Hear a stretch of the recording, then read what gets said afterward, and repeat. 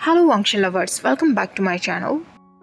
Last part में हमने देखा था गोस्ट वेइंग और ह्यूमन लॉन्ग वांगजी समय के साथ साथ बहुत अच्छे फ्रेंड्स बनते जा रहे थे।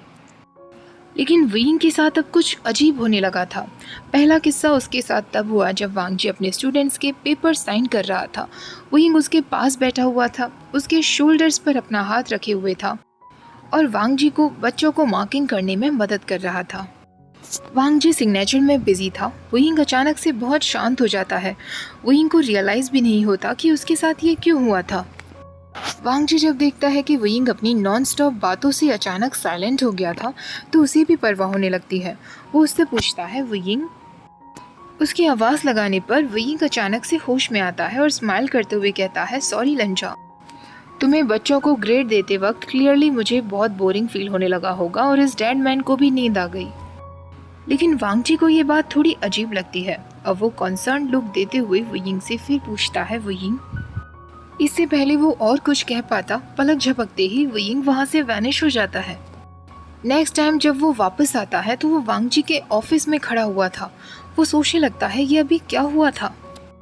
उसे ये तक याद नहीं था कि वो कितने समय के लिए वैनिश हो गया था, वो किस जगह था और उसके साथ क्या क्या हुआ। जब वो वांगजी के बेडरूम की तरफ जाता है तो वो देखता है रात का समय हो रहा था और वांगजी अपनी बेड पर लेटा हुआ था। उसके आने का एहसास जैसे वांगजी को हो जाता है। वो तुरंत उठते हुए कहता है, वेइंग। वो उसके पास आ जाता है और उससे पूछता है, तुम ठीक हो ना? वेइंग कहता है, मैं ठीक ही हूँ गलंजा, मुझे क्या होगा, मैं ऑलरेडी मर चुका हूँ। वांगजी उससे पूछता है, तुम अचानक से कहाँ गायब हो गए थे? वेइंग कहता है, सॉरी लंजा, मुझे खुद नहीं पता कि मैं कहाँ चला गया था। ऐसा मेरे साथ पहले कभी नहीं हुआ। वांगजी पूछता है, मतलब? तो वेइंग कहता है, नॉर्मली जब भी मैं ब्लिंक करता था मैं चला जाता था और वापस भी आ जाता था, लेकिन इस बार जो मेरे साथ हुआ वो मुझे बहुत अनकंफर्टेबल लगा और मुझे अच्छा भी नहीं लगा। वांगजी उससे पूछता है, क्या तुम्हें याद है कि जब तुम वैनिश हो गए थे तो तुम्हारे साथ क्या हुआ था? वेइंग कहता है, मुझे कुछ नहीं याद लंजा। वांगजी अब उससे कहता है, वेइंग, क्या तुम्हें पता है कि तुम पूरे 1 हफ्ते से गायब हो? वेइंग कहता है, क्या? लेकिन ऐसा कैसे हो सकता है?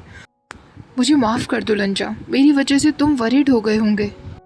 वो उसके चीक्स पर हाथ रखते हुए कहता है, लंजा, बहुत रात हो गई है, अब तुम्हें सो जाना चाहिए। पर वांगजी उसे देखना बंद नहीं करता। वेइंग उसका हाथ पकड़ता है और उसे बेड की तरफ लेकर आता है। वेइंग उसके पास ही लेट जाता है, पर वांगजी ने अपनी आंखें बंद नहीं की थी। वेइंग उससे कहता है, सो जाओ लंजा, मैं प्रॉमिस करता हूँ जब तुम उठोगे तो मैं यहीं हूँगा। वांगजी फिर उससे हेजिटेट करते हुए कहता है, वेइंग। वेइंग कहता है, यस लंजा। लेकिन वांगजी उसके बाद कोई आंसर नहीं करता और कुछ टाइम बाद वांगजी सो जाता है। वांगजी के सो जाने के बाद पूरी रात वेइंग बस उसे ही देखता रहता है। उसका मन करता है वांगजी के बालों को उसके कान के पीछे लगाने का, ब्लैंकेट्स को उसकी वेस्ट तक कवर कर देने का, पर वेइंग ऐसा नहीं कर पाता। अब जैसे जैसे टाइम बीतने लगा था वेइंग की ये प्रॉब्लम और भी ज़्यादा बढ़ गई थी। वो जब भी वैनिश हो जाता तो उसे आवर्स लग जाते थे और कभी कभी एक पूरा हफ्ता लग जाता था। जब वो वापस आता था तो उसे कुछ याद नहीं रहता कि जब वो गायब था तो उसके साथ क्या हुआ था। एक दिन शिचैन उसे विज़िट करने के लिए आता है तो वेइंग उसे अपनी सारी प्रॉब्लम बताता है। शिचैन कहता है, मुझे माफ़ कर दो वेवुशियन, लेकिन मैंने भी कभी इस बारे में नहीं सुना है। वांगजी उस वक्त किचन में था। वेइंग शिचैन से कहता है, इसका कोई ना कोई तो रीज़न होगा ना, और इसे फिक्स किया जा सकता है या नहीं।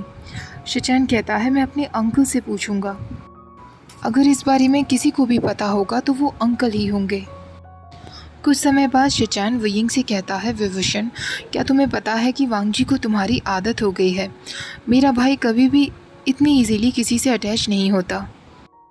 विभूषण मुस्कुराते हुए कहता है, मुझे पता है और मैं बहुत ग्रेटफुल हूँ कि वो मुझे इतना समझता है। शिचैन कहता है, विभूषण, शायद आप मेरी बात नहीं समझ पा रहे हैं। शिचैन कहता है, क्या आप नहीं देख पा रहे कि आप कितनी इजीली मेरे भाई को हर्ट कर सकते हैं? वेइंग कहता है, मैं समझ नहीं पा रहा हूँ।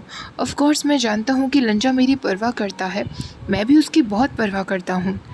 अब मैं आपको कैसे प्रूव कर सकता हूँ? शिचैन इससे पहले कि कुछ और कहता वांगजी किचन से बाहर आ जाता है। वांगजी अपनी गोद में एक रैबिट लेकर आता है। वेइंग हंसते हुए कहता है, जहाँ तक मुझे याद है तुम पेट्स को घर में परमिट नहीं करते ना। वांग जी कहता है उसकी तबीयत ठीक नहीं है, आज रात के लिए मैं उस पर नज़र रखूँगा। शिचैन कहता है अब मुझे चलना चाहिए वांग जी, नेक्स्ट वीक मिलते हैं।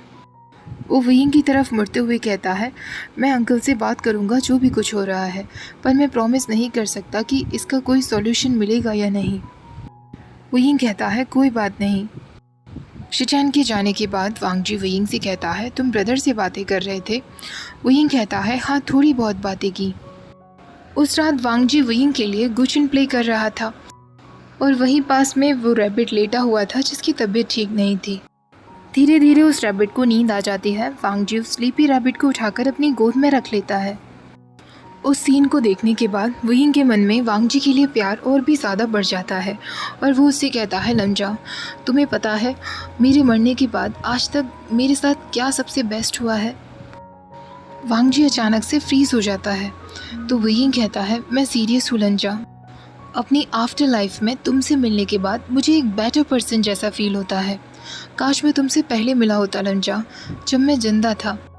काश तुम मेरे साथ इस घर में फंसे ना रहते, हम बाहरी दुनिया में होते। काश मैं तुम्हारा हाथ पकड़ सकता, चाहे वो एक बार ही क्यों ना हो।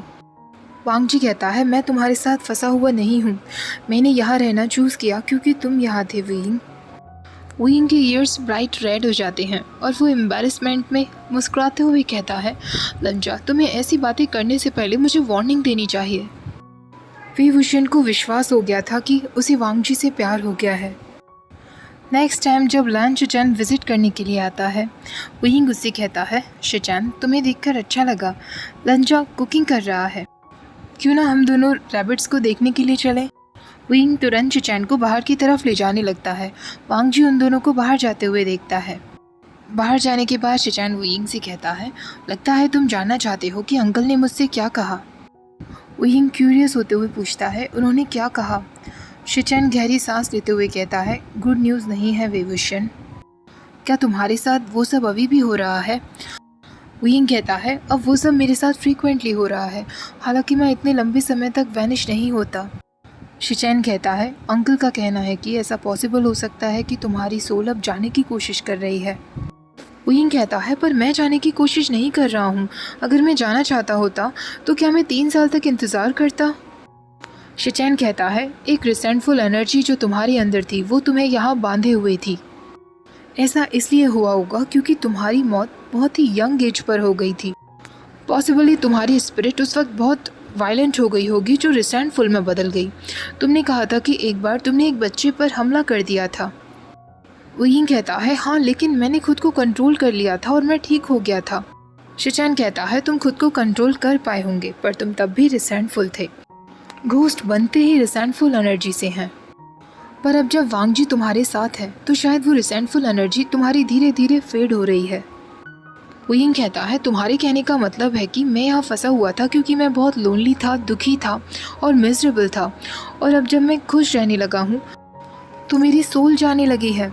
शिचैन कहता है जहाँ तक मुझे लगता है यही इसका आंसर है। मुझे माफ़ कर दो विभूषण, पर मुझे खुशी है कि मुझे तुमसे मिलने का मौका मिला। वयिंग सैडली स्माइल करते हुए कहता है तुम ऐसे क्यों कह रहे हो जैसे कि मैं जा चुका हूँ, मैं अभी यही हूँ। तभी वांग जी वहाँ बाहर निकल कर आता है। वयिंग तुरंत उसे देखकर कहता है लंजा क्या फूड रेडी है। वांग जी की नज़र बार बार वयिंग और बार बार शिचैन पर जा रही थी। शिचैन बात को पलटते हुए कहता है मैं अंदर जाकर टेबल रेडी कर देता हूँ। वयिंग भी शिचैन को फॉलो करने की कोशिश करता है। शिचैन अंदर चला जाता है लेकिन वांग जी वयिंग को ब्लॉक किए हुए खड़ा हो जाता है। वांग जी के फेस पर वयिंग क्वेश्चन रीड कर सकता था, क्या सब कुछ ठीक है, तुम ठीक हो ना वयिंग। फॉर अ सेकेंड विभूषण वहीं खड़ा हो जाता है। वो वांग जी की स्मूथ स्किन, डार्क हेयर और उसकी डीप आइज देखता रहता है।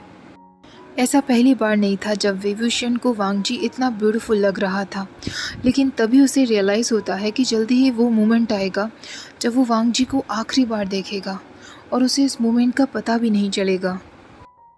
विभूषण जल्दी ही इस वर्ल्ड से जाने वाला है और वो वांग जी को हर्ट करते हुए जाएगा।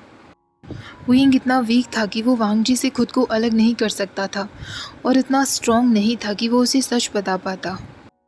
वो चाहता था कि उसके पास वांग जी के साथ जितना भी समय रह गया है वो उसे एंजॉय करे। वो वांग जी से कह देता है, मैं ठीक हूँ लंजा, तुम्हें मेरी परवाह करने की ज़रूरत नहीं है। शिचैन की उस विज़िट के बाद वुयिंग अब वांग जी के साथ बहुत ज़्यादा क्लिंगी हो गया था। वांग जी जब भी घर आता वुयिंग बस उसके पास ही रहता, उससे ऑल द टाइम बातें करता रहता, उसके साथ टीवी देखता, रैबिट्स को फूड डालने के लिए जाता और साथ में डिनर करता।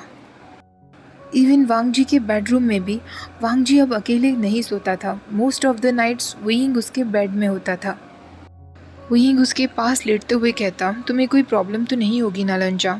अब ये घर तुम्हारे बिना मुझे बहुत बोरिंग लगता है, इसलिए मैं बस तुम्हारे साथ ही रहना चाहता हूँ। 3 हफ्ते बीत जाते हैं। विविशन को रियलाइज़ होता है कि अब वो वर्ल्ड से इंटरेक्ट कर ही नहीं सकता। वो रैबिट्स के टच को सेंस नहीं कर पा रहा था। वांग जी के डेस्क पर जो पेपर्स रखे हुए थे वो उन्हें भी टच नहीं कर पा रहा था। उस शाम वांग जी वर्क से घर आता है। वुयिंग हमेशा की तरह एक स्वीट सी स्माइल के साथ उसे वेलकम करता है।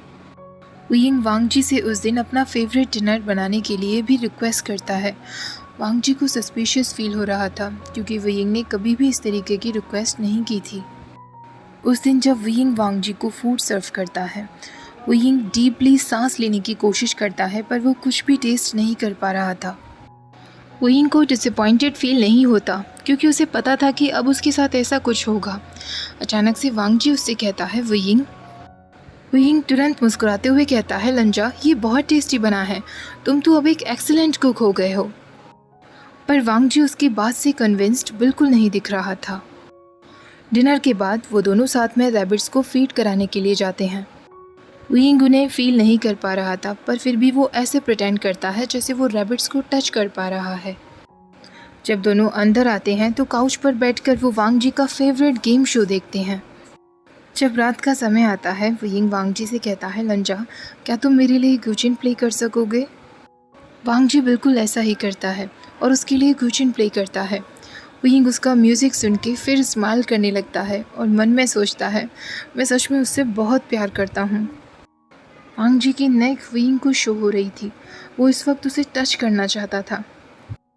वुयिंग उससे मुस्कुराते हुए कहता है, लंजा, मैं तुम्हें बताना चाहता हूँ कि जब भी मैं तुम्हारे साथ होता हूँ मैं बहुत खुश होता हूँ। वांग जी के हाथ ग्यूचिन स्ट्रिंग्स पर अचानक से रुक जाते हैं। वुयिंग अपनी आंखें बंद करता है। वो खुद से कहता है, मैं रेडी हूँ। वांग जी इससे पहले कि कुछ कह पाता वुयिंग वहाँ से वैनिश हो जाता है। लेकिन अगले ही पल वो अपनी आंखें खोल लेता है। उसे समझ नहीं आता कि ये क्या हो रहा है। वो एक सॉफ्ट मैट्रेस पर लेटा हुआ था। अचानक से जंगचा उसे कहता है, विभूषण। वुयिंग ब्लिंक करने लगता है और मन में सोचता है, ये क्या हो रहा है। जंगचा को इतने सालों बाद देखने के बाद उसे इमोशनल फील करना चाहिए था, लेकिन इस वक्त वो पूरी तरीके से कंफ्यूज्ड था। जंगचा उससे कहता है, विभूषण, मैं सच में तुम्हारा मर्डर कर दूंगा। वुयिंग कहता है, तुम नहीं कर सकते, मैं ऑलरेडी मर चुका हूँ। जंगचा हंसते हुए कहता है, विभूषण, तुम कोमा में थे, फालतू के मजाक क्यों कर रहे हो? हम 3 साल से यहाँ तुम्हारा इंतज़ार कर रहे हैं और तुम जब होश में आते हो तो कह रहे हो कि तुम मर चुके हो। वुयिंग को अब सारी बातें समझ आती हैं। इसका मतलब 3 साल से वो मरा नहीं था बल्कि वो कोमा में था। उसे वांग जी भी याद आ जाता है। वो तुरंत उठने लगता है और खुद से कहता है, लंजा, मुझे उसे सारी बात बतानी होगी। मैं उसे अचानक से छोड़कर चला आया, मुझे उसे सारी बातें बतानी होंगी, वो कंफ्यूज हो रहा होगा। जंगचा कहता है, तुम किसकी बात कर रहे हो? वैसे भी तुम अभी कोमा से उठे हो, तुम कहीं नहीं जाओगे, चुपचाप से यहीं लेटे रहो जब तक डॉक्टर तुम्हें चेक ना कर लें। वुयिंग कहता है, तुम नहीं समझोगे जंगचा, मुझे जाना होगा। अचानक से रूम का दरवाज़ा खुलता है और एक यंग वुमेन वहाँ आती है। वो वुयिंग को देखकर कहती है, इसका मतलब मैंने गलत नहीं सुना था, तुम सच में जाग गए हो। वुयिंग उसे घूरते हुए कहता है, तुम कौन हो? वो लेडी कहती है, मैं वेंचिंग हूँ, मैं तुम्हारी डॉक्टर हूँ। तुम इतने सालों से सो रहे थे। विभूषण कहता है, मैं सो कहाँ रहा था, मैं तो मर चुका था। वेंचिंग कहती है, तुम्हारी हेल्थ बिल्कुल परफेक्ट है, तुम बस जाग नहीं पा रहे थे। वो उसे चेक करते हुए पूछती है, तुम्हें एक्सीडेंट को लेकर कितनी बातें याद हैं? वुयिंग कहता है, एक्सीडेंट? वेंचिंग कहती है, हाँ, एक कार क्रैश हुआ था जिसमें तुम्हारा एक्सीडेंट हुआ था। 1 सेकंड के लिए तुम मर ही गए थे पर तुम्हें बचा लिया गया था। मेडिकली तुम्हारे साथ कोई प्रॉब्लम नहीं है पर तुम कोमा में चले गए थे। वुयिंग तुरंत उठने लगता है और कहता है, मुझे अभी के अभी किसी से बात करनी है। वेंजिंग कहती है तुम्हारा ब्रदर ऑलरेडी तुम्हारी फैमिली से कांटेक्ट करने के लिए जा चुका है। वुयिंग कहता है नहीं, मुझे किसी और से बात करनी है। तभी वुयिंग को रियलाइज़ होता है मेरे पास तो लंजा का फ़ोन नंबर ही नहीं है। वेंजिंग कहती है तुम्हें किसी से भी बात क्यों ना करनी हो, पर तुम अभी नहीं जा सकते। जेंगजा कहता है मैंने घर पर कॉल कर दिया है, डैड और जेजे अभी आते होंगे। जेजे तुम्हारी वजह से फिर से रोने लगी हैं, उनके आते ही तुम्हें उनसे माफ़ी मांगनी होगी। वुयिंग हंसते हुए कहता है मैं माफ़ी मांग लूँगा। वुयिंग का दिल अभी भी ज़ोर ज़ोर से धड़क रहा था। उसे बस वांग जी याद आ रहा था जो उस बड़े से एम्प्टी हाउस में अकेला होगा, शॉक्ड होगा, कंफ्यूज्ड होगा और सैड होगा, ये सोचकर कि वुयिंग अचानक से कहाँ गायब हो गया।